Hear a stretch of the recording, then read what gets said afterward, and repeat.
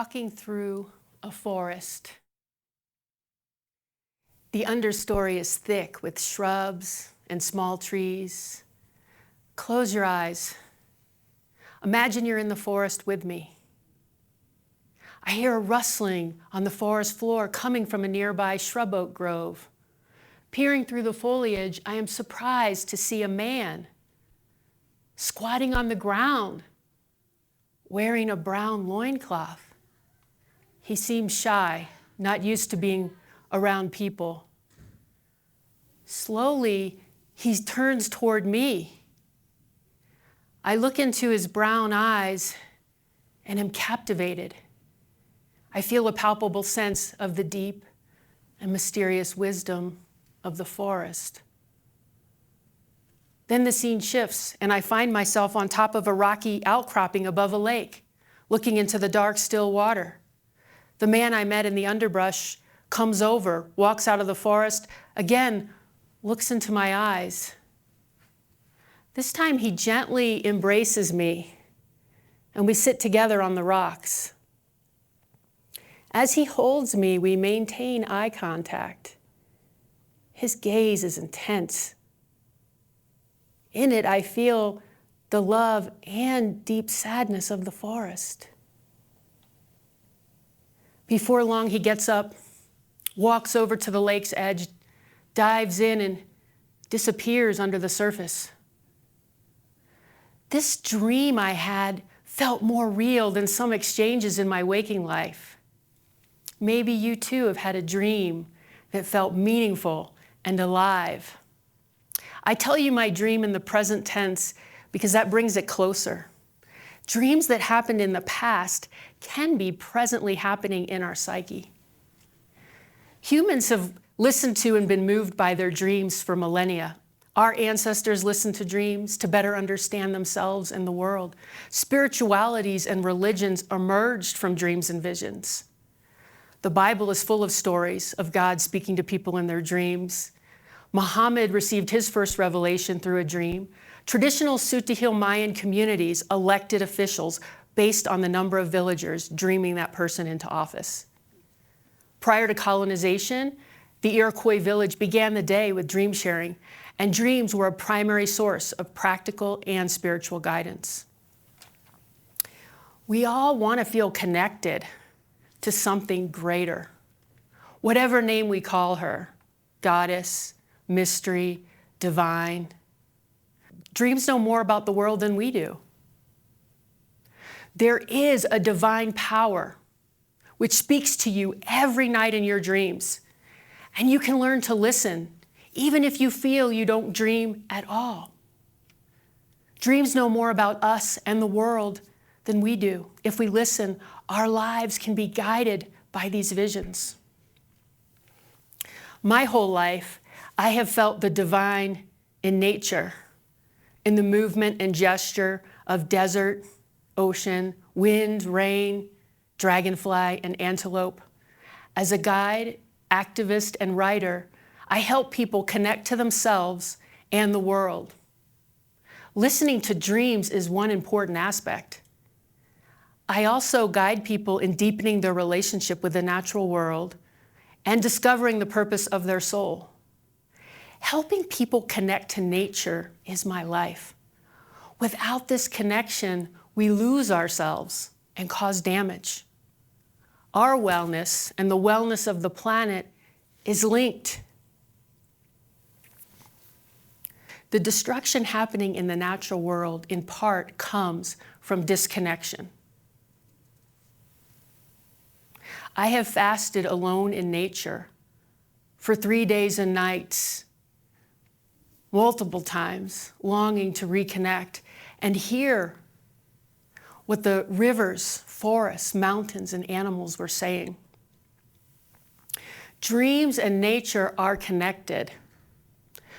The goal isn't to interpret our dreams. We approach them by listening to them like we do wild landscapes.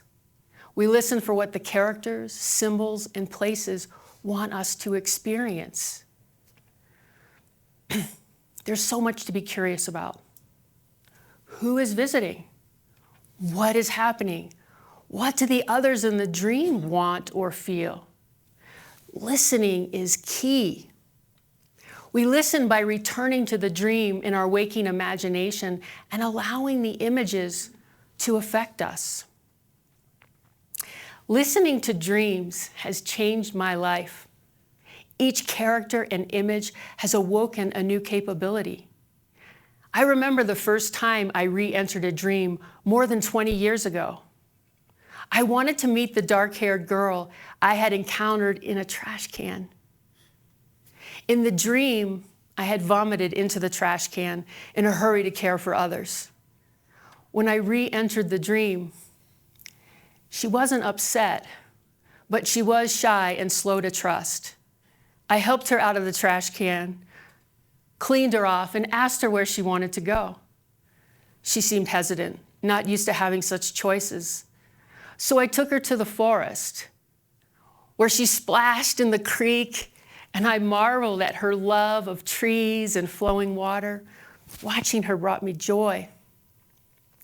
As I spent time with her over the next few months, she changed me. Her innocence called me to be more present with who and what is around me. Her indigeneity deepened my relationship with the wild world. As I spent time with her in nature, the wild world became more than just a place I loved to be. It became my home, the place where I belong. Do you have a dream like this? One that feels so real. It feels as if it must be some sort of message from something, somewhere.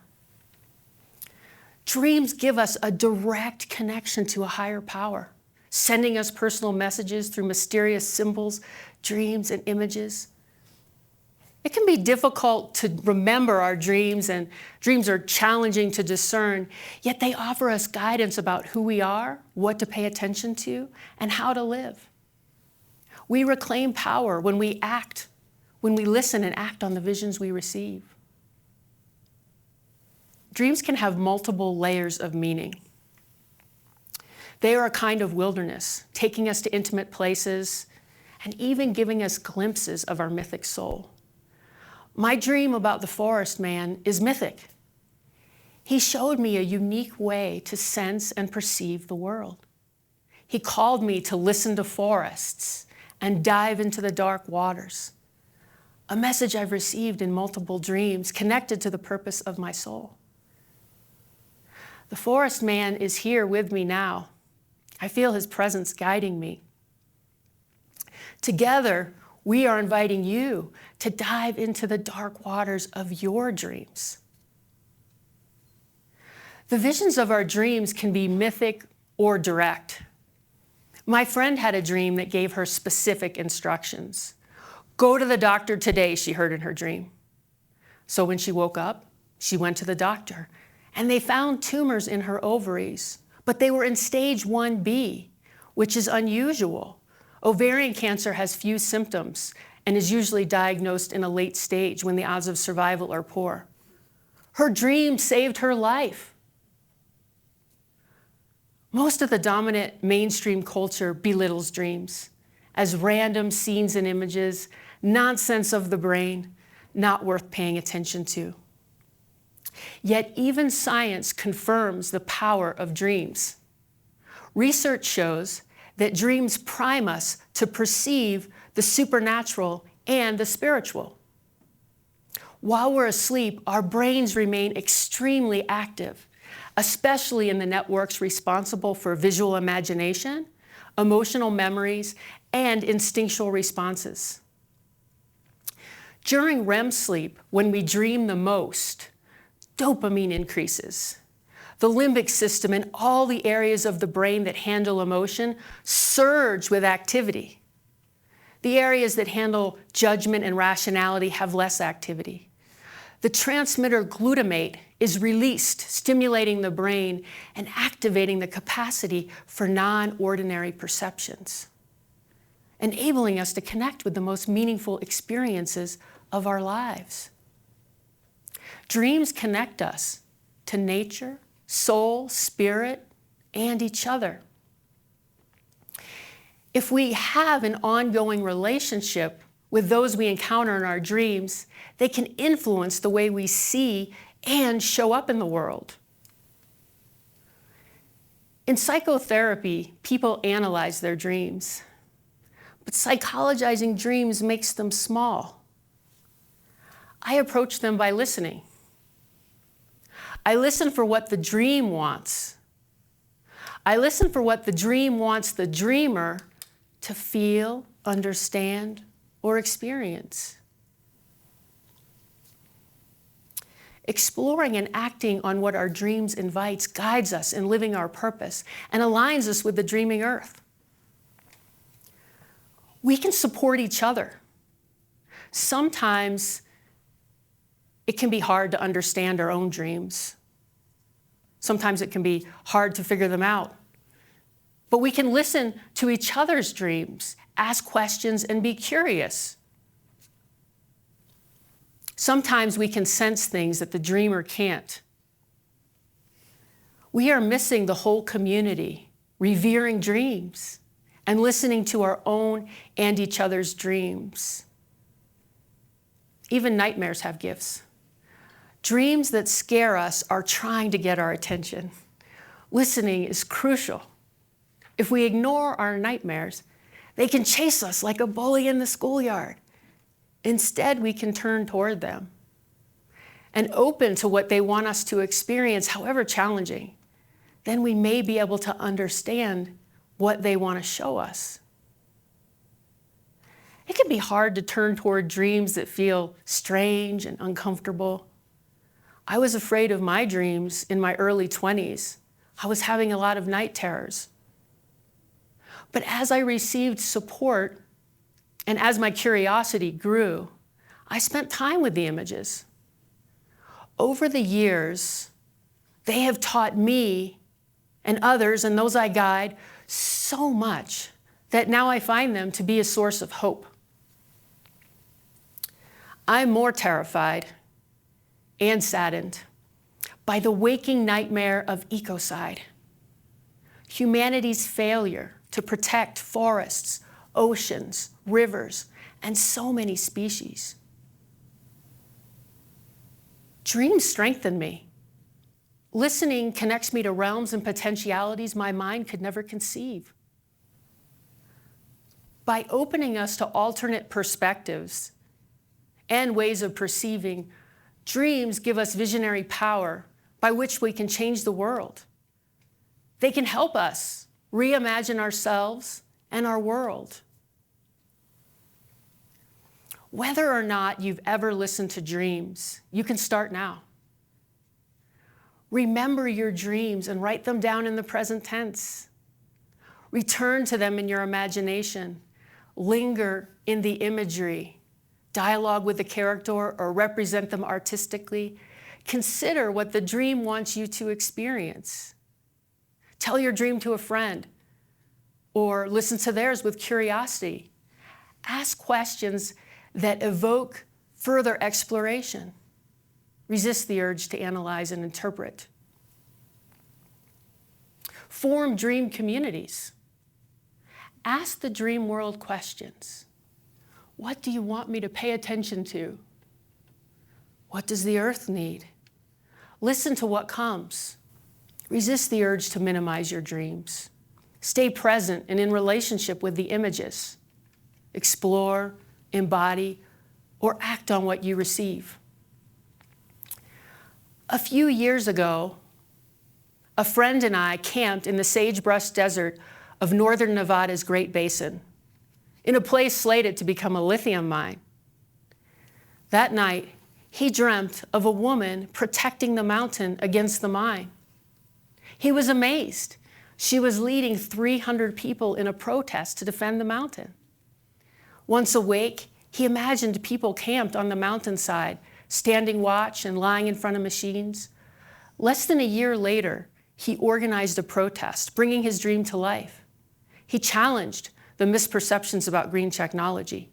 He alerted people to the incredibly damaging effects of lithium mines. While I was listening to my friend's dream, I closed my eyes and put my hands on the ground, and I let my imagination swim. I saw communities planting their bodies on the earth, listening to their dreams for guidance, and defending nature.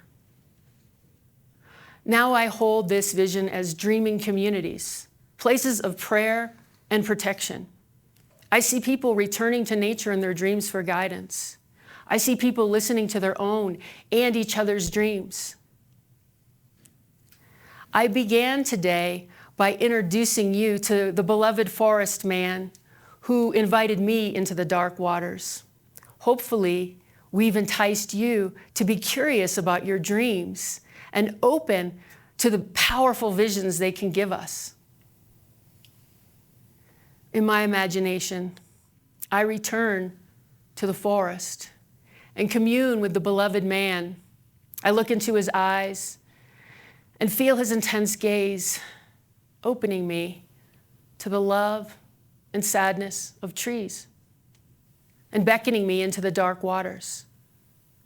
I imagine seeing and sensing the world through his eyes. This informs how I live, write, and guide. I feel him pulling all of us to listen to nature and immerse ourselves in the mysterious waters of our dreams. Thank you.